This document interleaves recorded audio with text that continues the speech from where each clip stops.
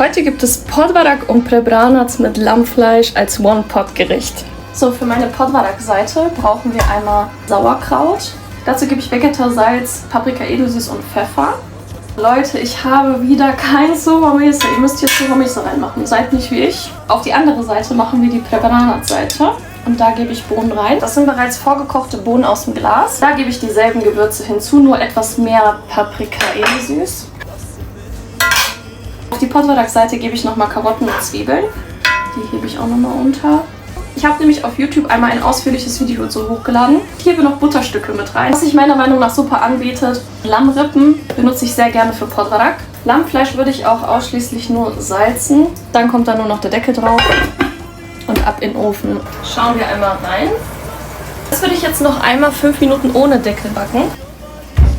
Dann haben wir schon unseren Podvarak, Prebranac und das Lammfleisch dazu. Das genaue Rezept und die ganze Erklärung findet ihr nochmal auf YouTube, falls euch das Video hier nicht ausreicht. Und jetzt lasse ich mir das schmecken.